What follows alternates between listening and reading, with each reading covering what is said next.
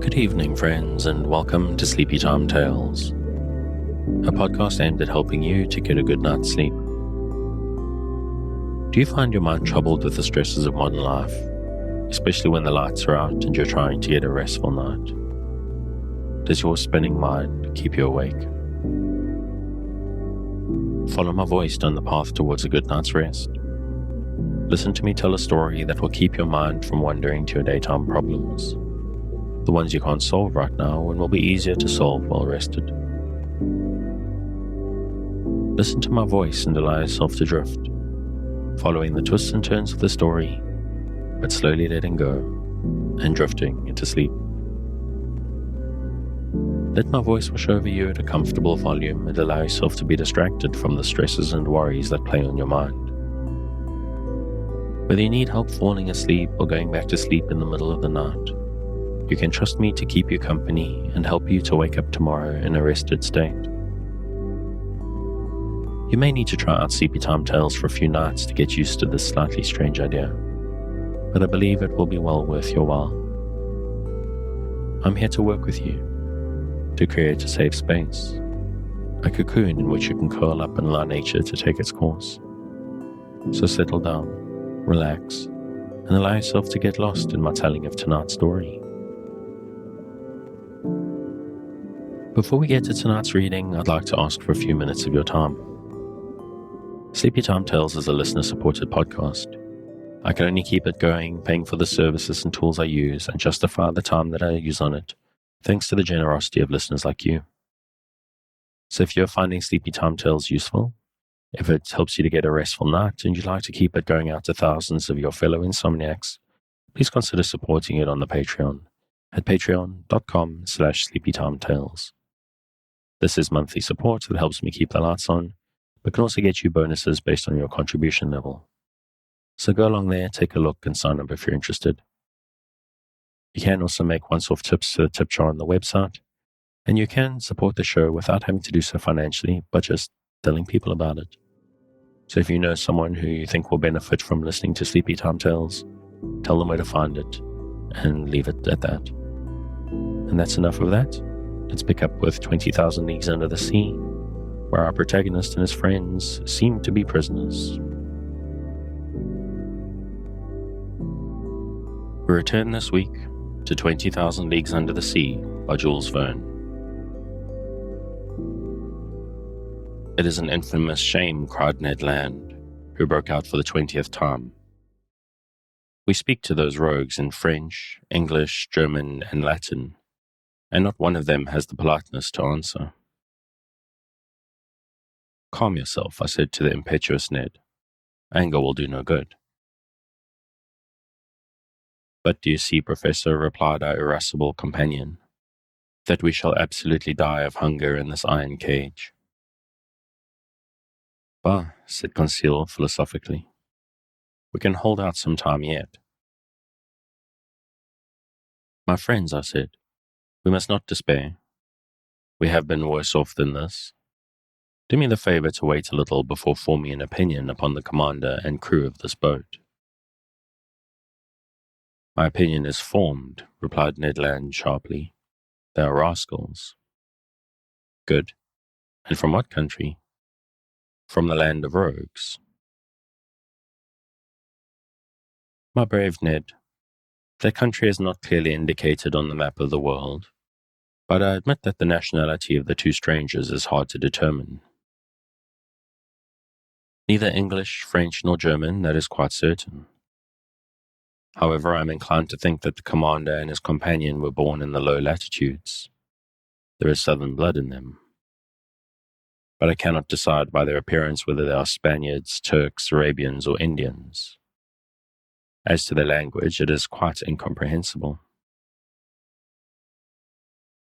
There is the disadvantage of not knowing all languages, said Conseil, or the disadvantage of not having one universal language. As he said these words, the door opened. A steward entered. He brought us clothes, coats and trousers, made of a stuff I did not know. I hastened to dress myself, and my companions followed my example. During that time the steward, perhaps dumb, perhaps deaf, had arranged the table and laid 3 plates. "This is something like," said Conseil. "Bah," said the rancorous harpooner. "What do you suppose they eat here? Tortoise liver, filleted shark, and beefsteaks from sea dogs." "We shall see," said Conseil. The dishes of bell metal were placed on the table, and we took our places. Undoubtedly, we had to do with civilized people, and had it not been for the electric light which flooded us, I could have fancied I was in the dining room of the Adelphi Hotel at Liverpool, or at the Grand Hotel in Paris. I must say, however, that there was neither bread nor wine. The water was fresh and clear, but it was water, and did not suit Ned Land's taste.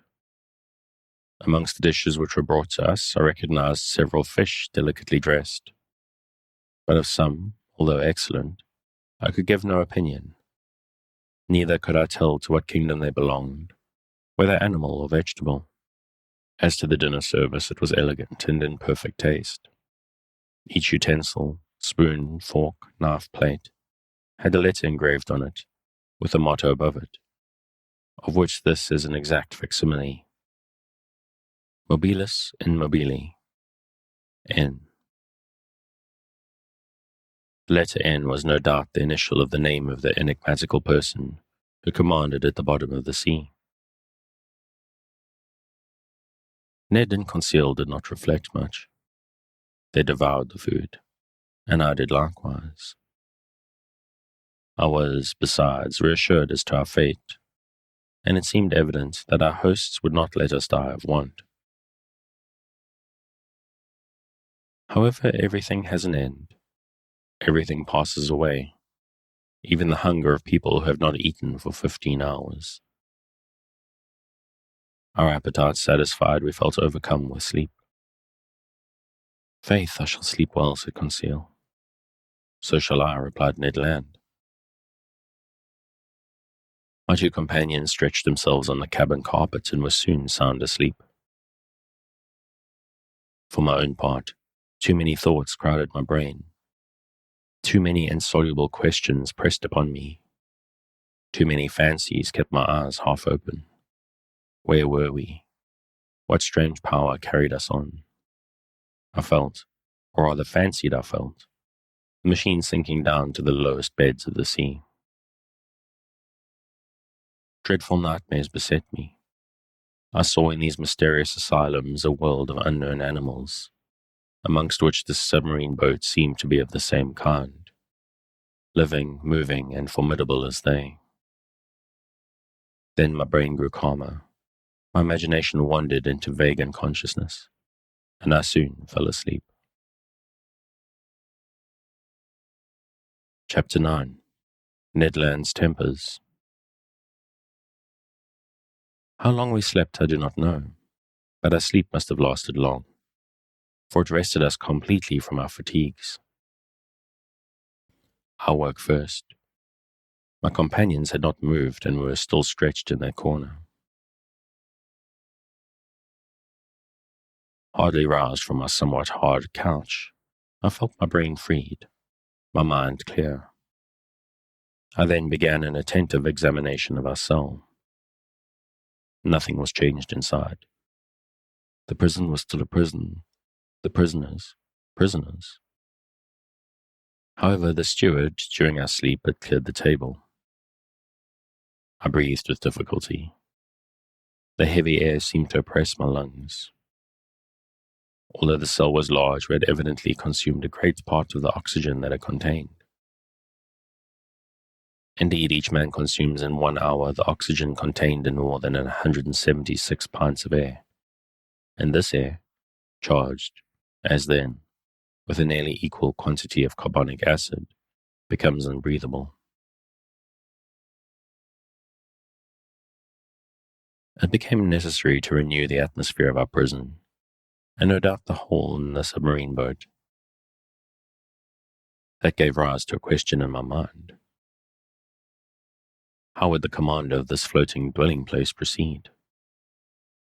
Would he obtain air by chemical means, and getting by heat the oxygen contained in chlorate of potash, and in absorbing carbonic acid by caustic potash? Or a more convenient, economical, and consequently more probable alternative? Would he be satisfied to rise and take breath at the surface of the water, like a cetacean, and so renew for 24 hours the atmospheric provision? In fact, I was already obliged to increase my respirations to eke out of this cell the little oxygen it contained, when suddenly I was refreshed by a current of pure air, and perfumed with saline emanations. It was an invigorating sea breeze, charged with iodine. I opened my mouth wide, and my lungs saturated themselves with fresh particles. At the same time, I felt the boat rolling. The iron-plated monster had evidently just risen to the surface of the ocean to breathe, after the fashion of whales. I found out from that the mode of ventilating the boat. When I had inhaled this air freely, I sought the conduit pipe, which conveyed to us the beneficial whiff, and I was not long in finding it. Above the door was a ventilator, through which volumes of fresh air renewed the impoverished atmosphere of the cell. I was making my observations when Ned and Conseil awoke almost at the same time, under the influence of this reviving air. They rubbed their eyes, stretched themselves, and were on their feet in an instant. "Did Master sleep well?" asked Conseil with his usual politeness. "Very well, my brave boy. And you, Mr. Land?" "Soundly, Professor. But I don't know if I am right or not. There seems to be a sea breeze." A seaman could not be mistaken, and I told the Canadian all that had passed during his sleep. "Good," said he. "That accounts for those roarings we heard when the supposed narwhals sighted the Abraham Lincoln." "Quite so, Mr. Land. It was taking breath." "Only, Mr. Arronax, I have no idea what o'clock it is, unless it is dinner time." "Dinner time, my good fellow? Say rather breakfast time, for we have certainly begun another day." "So," said Conseil, "we have slept 24 hours. That is my opinion." "I will not contradict you," replied Ned Land. "But dinner or breakfast, the steward will be welcome, whichever he brings." "Master Land, we must conform to the rules on board, and I suppose our appetites are in advance of the dinner hour." "That is just like you, friend Conseil," said Ned impatiently. "You are never out of temper, always calm. You'd return thanks before grace and die of hunger rather than complain." Time was getting on, and we were fearfully hungry, and this time the steward did not appear. It was rather too long to leave us, if they really had good intentions towards us. Ned Land, tormented by the cravings of hunger, got still more angry, and, notwithstanding his promise, I dreaded an explosion when he found himself with one of the crew. For 2 hours more, Ned Land's temper increased. He cried, he shouted, but in vain. The walls were deaf. There was no sound to be heard in the boat. All was as still as death. It did not move, for I should have felt the trembling motion of the hull under the influence of the screw. Plunged in the depths of the waters, it belonged no longer to earth. The silence was dreadful. I felt terrified. Conseil was calm. Ned Land roared. Just then a noise was heard outside. Steps sounded on the metal flags. The locks were turned. The door opened and the steward appeared. Before I could rush forward to stop him, the Canadian had thrown him down and held him by the throat. The steward was choking under the grip of his powerful hand.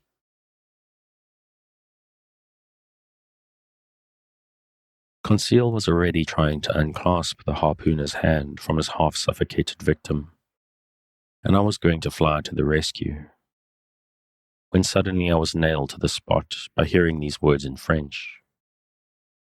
"Be quiet, Masterland. And you, Professor, will you be so good as to listen to me?" Chapter 10. The Man of the Seas. It was the commander of the vessel who thus spoke. At these words, Ned Land rose suddenly. The steward, nearly strangled, tottered out on a sign from his master. But such was the power of the command on board that not a gesture betrayed the resentment which this man must have felt towards the Canadian. Conseil, interested in spite of himself, eyes stupefied, awaited in silence the results of this scene. The commander, leaning against the corner of a table with his arms folded, scanned us with profound attention. Did he hesitate to speak? Did he regret the words which he had just spoken in French? One might almost think so.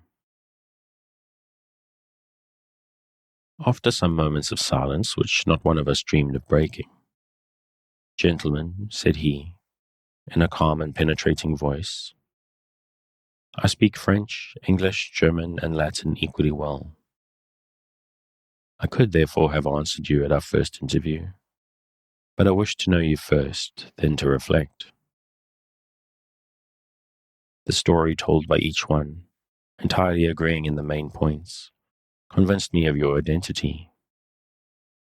I now know that chance has brought upon me Monsieur Pierre Arronax, professor of natural history at the Museum of Paris, entrusted with a scientific mission abroad, Conseil, his servant, and Ned Land, of Canadian origin, harpooner on board the frigate Abraham Lincoln of the Navy of the United States of America." I bowed assent. It was not a question that the commander put to me. Therefore there was no answer to be made. This man expressed himself with perfect ease, without any accent. His sentences were well turned, his words clear, and his fluency of speech remarkable. Yet I did not recognize in him a fellow countryman. He continued the conversation in these terms. "You have doubtless thought, sir, that I have delayed long in paying you this second visit. The reason is that, your identity recognized, I wish to weigh maturely what part to act towards you. I have hesitated much. Most annoying circumstances have brought you into the presence of a man who has broken all the ties of humanity. You have come to trouble my existence." "Unintentionally," said I. "Unintentionally," replied the stranger, raising his voice a little. "Was it unintentionally that the Abraham Lincoln pursued me all over the seas? Was it unintentionally that you took passage in this frigate? Was it unintentionally that your cannonballs rebounded off the plating of my vessel? Was it unintentionally that Mr. Ned Land struck me with his harpoon?" I detected a restrained irritation in these words. But to these recriminations I had a very natural answer to make, and I made it. "Sir," said I, "no doubt you are ignorant of the discussions which have taken place concerning you in America and Europe. You do not know that diverse accidents, caused by collisions with your submarine machine, have excited public feeling in the two continents. I admit the hypotheses without number by which it was sought to explain the inexplicable phenomenon of which you alone possess the secret. But you must understand that, in pursuing you over the high seas of the Pacific, the Abraham Lincoln believed itself to be chasing some powerful sea monster, of which it was necessary to rid the ocean at any price.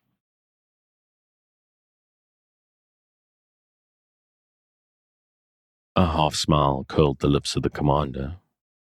Then, in a calmer tone, "Monsieur Arronax," he replied, "dare you affirm that your frigate would not as soon have pursued and cannonaded a submarine boat as a monster?" The question embarrassed me, for certainly Captain Farragut might not have hesitated. He might have thought it his duty to destroy a contrivance of this kind, as he would a gigantic narwhal. "You understand then, sir," continued the stranger, "that I have the right to treat you as enemies."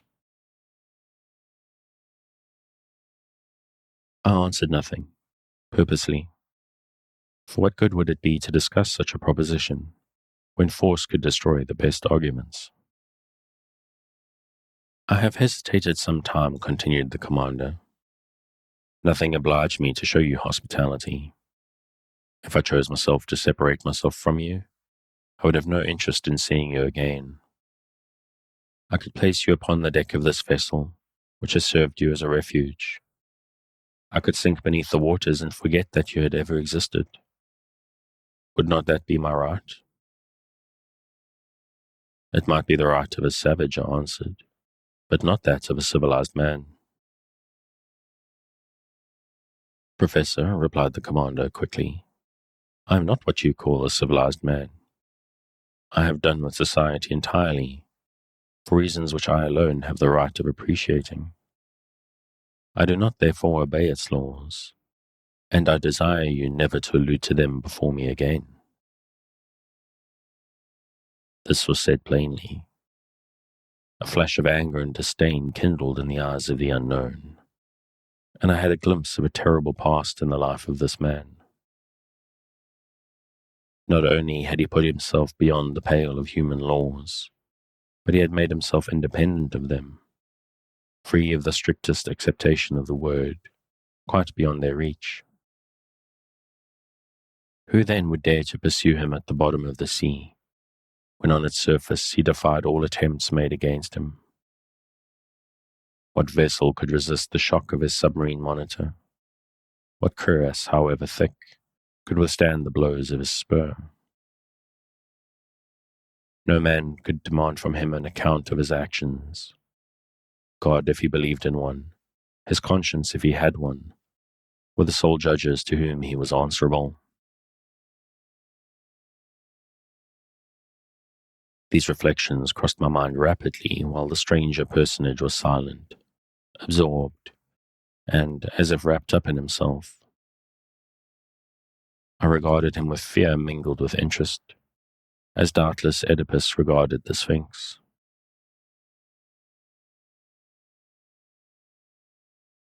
After a rather long silence, the commander resumed the conversation. "I have hesitated," said he, "but I have thought that my interest might be reconciled with that pity to which every human being has a right. You will remain on board my vessel, since fate has cast you there. You will be free, and in exchange for this liberty I shall only impose one single condition. Your word of honor to submit to it will suffice." "Speak, sir," I answered. "I suppose this condition is one of which a man of honor may accept." "Yes, sir, it is this. It is possible that certain events, unforeseen, may oblige me to consign you to your cabins for some hours or some days, as the case may be. As I desire never to use violence, I expect from you, more than all the others, a passive obedience. In thus acting, I take all the responsibility. I acquit you entirely, for I make it an impossibility for you to see what ought not to be seen. Do you accept this condition?" Then things took place on board, which, to say the least, was singular, and which ought not to be seen by people who were not placed beyond the pale of social laws. Amongst the surprises which the future was preparing me, this might not be the least. "We accept," I answered. "Only I will ask your permission, sir, to address one question to you. One only." "Speak, sir." "You said that we should be free on board." "Entirely." "I ask you then what you mean by this liberty." Just the liberty to go, to come, to see, to observe even all that passes here, save under rare circumstances. The liberty, in short, which we enjoy ourselves, my companions and I. It was evident that we did not understand one another. Pardon me, sir, I resumed, but this liberty is only what every prisoner has of pacing his prison. It cannot suffice us. It must suffice you, however. What? We must renounce forever seeing our country, our friends, our relations again? Yes, sir, but to renounce that unendurable worldly yoke which men believe to be liberty is not perhaps so painful as you think. Well, exclaimed Ned Land, never will I give my word of honor not to try to escape. I did not ask you for your word of honor, Master Land, answered the commander coldly. Sir, I replied, beginning to get angry in spite of myself, you abuse your situation towards us. It is cruelty. No, sir, it is clemency. You are my prisoners of war. I keep you. When I could, by a word, plunge you into the depths of the ocean. You attacked me. You came to surprise a secret which no man in the world must penetrate, the secret of my whole existence. And you think that I'm going to send you back to that world which must know me no more? Never. In retaining you, it is not you whom I guard, it is myself. The words indicated a resolution taken on the part of the commander, against which no arguments would prevail. So, sir, I rejoined, you give us simply the choice between life and death.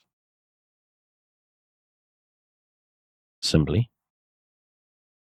My friend, said I, to a question thus put there is nothing to answer, but no word of honor binds us to the master of this vessel. None, sir, answered the unknown.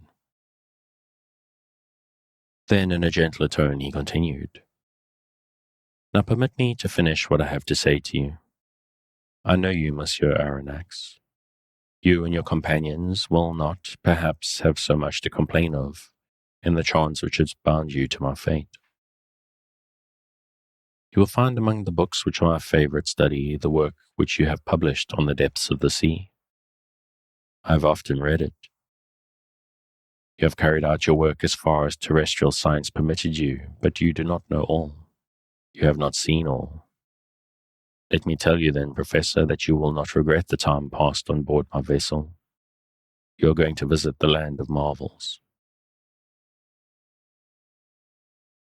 These words of the commander had a great effect on me. I cannot deny it. My weak point was touched, and I forgot, for a moment, that the contemplation of these sublime subjects was not worth the loss of liberty. Besides, I trusted to the future to decide this grave question. So I contented myself with saying, by what name ought I to address you? Sir, replied the commander, I am nothing to you but Captain Nemo, and you and your companions are nothing to me but the passengers of the Nautilus. Captain Nemo called. A steward appeared. The captain gave him his orders in that strange language which I did not understand. Then turning towards the Canadian and Conseil, a repast awaits you in your cabin, said he. Be so good as to follow this man. And now, Monsieur Arronax, our breakfast is ready. Permit me to lead the way. I am at your service, Captain. I followed Captain Nemo, and as soon as I had passed through the door, I found myself in a kind of passage, lighted by electricity similar to the waist of a ship. After we had proceeded a dozen yards, a second door opened before me. I then entered a dining room, decorated and furnished in severe taste. High oaken sideboards, inlaid with ebony, stood at the two extremities of the room, and upon their shelves glittered china, porcelain, and glass of inestimable value. The plate on the table sparkled in the rays which the luminous ceiling shed around, while the light was tempered and softened by the exquisite paintings. In the center of the room was a table richly laid out. Captain Nemo indicated the place I was to occupy. The breakfast consisted of a certain number of dishes, the contents of which were furnished by the sea alone, and I was ignorant of the nature and mode of preparation of some of them. I acknowledged that they were good, but they had a peculiar flavor which I easily became accustomed to. These different elements appeared to me to be rich in phosphorus, and I thought they must have a marine origin.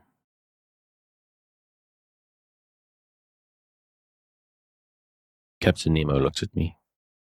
I asked him no questions, but he guessed my thoughts, and answered of his own accord the questions which I was burning to address to him. The greater part of these dishes are unknown to you, he said to me. However, you may partake of them without fear. They are wholesome and nourishing. For a long time I have renounced the food of the earth, and am never ill now. My crew, who are healthy, are fed on the same food. So, said I, all these eatables are produce of the sea? Yes, Professor. The sea supplies all my wants. Sometimes I cast my nets in tow and I draw them in ready to break. Sometimes I hunt in the midst of this element, which appears to be inaccessible to man, and quarry the game which dwells in my submarine forests. My flocks, like those of Neptune's old shepherds, graze fearlessly in the immense prairies of the ocean. I have a vast property there, which I cultivate myself, and which is always sown by the hand of the Creator of all things. I can understand perfectly, sir, that your nets furnish excellent fish for your table. I can understand also that you hunt aquatic game in your submarine forests. But I cannot understand at all how a particle of meat, no matter how small, can figure in your bill of fare. This, which you believe to be meat, Professor, is nothing else than fillet of turtle. Here are also some dolphin's livers, which you take to be ragout of pork. My cook is a clever fellow, who excels in dressing these various products of the ocean. Taste all these dishes. Here is a preserve of holothuria, which a Malay would declare to be unrivaled in the world. Here is a cream, of which the milk has been furnished by the cetacea, and the sugar by the great fucus of the North Sea. And lastly, permit me to offer you some preserve of anemones, which is equal to that of the most delicious fruits. I tasted more from curiosity than as a connoisseur, whilst Captain Nemo enchanted me with his extraordinary stories. You like the sea, Captain? Yes, I love it. The sea is everything. It covers 7/10 of the terrestrial globe. Its breath is pure and healthy. It is an immense desert where man is never lonely, for he feels life stirring on all sides. The sea is the only embodiment of a supernatural and wonderful existence. It is nothing but love and emotion. It is the living infinite, as one of your poets has said. In fact, Professor, nature manifests herself in it by her three kingdoms: mineral, vegetable, and animal. The sea is the vast reservoir of nature. The globe began with sea, so to speak, and who knows if it will not end with it. In it is supreme tranquility. The sea does not belong to despots. Upon its surface, men can still exercise unjust laws, fight, tear one another to pieces, and be carried away with terrestrial horrors. But at 30 feet below its level, their reign ceases, their influence is quenched, and their power disappears. Ah, sir, live in the bosom of the waters. There only is independence. There I recognize no masters. There I am free. Captain Nemo suddenly became silent in the midst of his enthusiasm, by which he was quite carried away. For a few moments he paced up and down, much agitated. Then he became more calm, regained his accustomed coldness of expression, and turning towards me. "Now, Professor," said he, "if you wish to go over the Nautilus, I am at your service." Captain Nemo rose. I followed him. A double door, contrived at the back of the dining room, opened, and I entered a room equal in dimensions to that which I had just quitted. It was a library. High pieces of furniture, of black violet ebony inlaid with brass, supporting upon their wide shelves a great number of books uniformly bound. They followed the shape of the room, terminating at the lower part in huge divans, covered with brown leather, which were curved to afford the greatest comfort. Light movable desks, made to slide in and out at will, allowed one to rest one's book while reading. In the center stood an immense table, covered with pamphlets, amongst which were some newspapers already of old date. The electric light flooded everything. It was shed from 4 unpolished globes, half sunk in the volutes of the ceiling. I looked with real admiration at this room, so ingeniously fitted up, and I could scarcely believe my eyes. "Captain Nemo," said I to my host, who had just thrown himself on one of the divans. "This is a library which would do honor to more than one of the continental palaces, and I'm absolutely astounded that I've considered that it can follow you to the bottom of the sea." "Where could one find greater solitude or silence, Professor?" replied Captain Nemo. "Did your study in the museum afford you such perfect quiet?" "No, sir, and I must confess that it is a very poor one after yours. You must have 6,000 or 7,000 volumes here." 12,000, Monsieur Arronax. "These are the only ties which bind me to the earth, but have done with the world on the day when my Nautilus plunged for the first time beneath the waters. That day I bought my last volumes, my last pamphlets, my last papers, and from that time I wish to think that men no longer think or write. These books, Professor, are at your service besides, and you can make use of them freely. And I think I'm going to call it there. As always, if you want to pick up where I'm leaving off, you can find the original on Project Gutenberg at the link in the show notes. Thanks again for joining me on this episode of Sleepy Time Tales, the podcast designed around a bedtime story to help you to get a restful night. New episodes will be released every Sunday night to give you something fresh to help you rest in a new week.